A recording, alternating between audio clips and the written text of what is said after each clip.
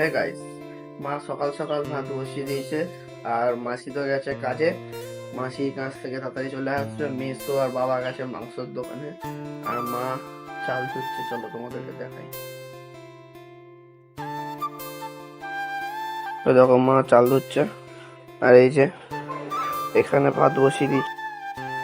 মা এখানে চালটা ধুয়ে দিয়ে দিল। ভাল লাগছে না তো, কারণ এখানে আমার কোনো বন্ধু নেই সেরকম, তার জন্য। তো দেখো, বন্ধুরা থাকলে তো রং খেলবো, বন্ধু নেই কার সঙ্গে রং খেলবো। আমি এখানে বসে গান শুনছি আর এই যে আমাকে এসে জ্বালাতন করছে, মানে কুরকুরে খাচ্ছে, সেইটা আমার কানে এসে খড়র মোচড় করছে। কখন ঢিপ করে দিয়ে দেবো একটা, ঠিক হয়ে যাবে। মানে সবসময় আমার পেছনে লাগে। মা এখানে সবকিছু কাটা করছে আর ওই যে প্রেসারের ডাল সেদ্ধ বসিয়েছে, তাই তো মা? প্রেসারের ডাল সেদ্ধ বসিয়েছ? হ্যাঁ, প্রেসারের ডাল সেদ্ধ বসিয়েছি। কেউ রং খেলেছে, আবার আজকেও রং খেলছে। দেখো বন্ধুরা, ভাই আমাকে বলছিল আবির কিনে দে, তো তার জন্য আমি মেসোর কাছ থেকে 20 টাকা নিয়ে 2 রকমের আবির কিনে আনলাম, লাল আর বেগুনি। তারপরে মেসোর হাতে দিলাম, মেসো ভাগ করে দিল ভাইকে। তারপরে আমি ডাল সেদ্ধ আর আলু মাখা দিয়ে সকালের টিফিনটা খেয়ে নিলাম। কিসের মাংস? এটা খাসির মাংস। খাসির মাংস কষা কষা করবা নাকি? হ্যাঁ, কষা কষাই করবো। কষা কষা করবে মা। ভাই ভিডিও করে দে। না, দে। পারবো না।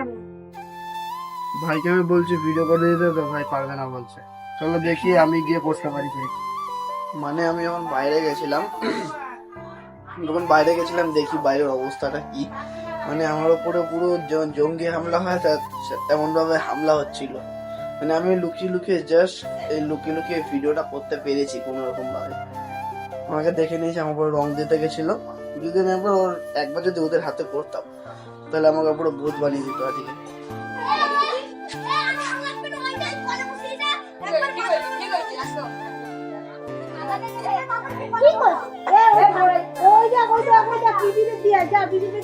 ওদের টাকা যাবে না, এই টাকাটাকে বুঝা এই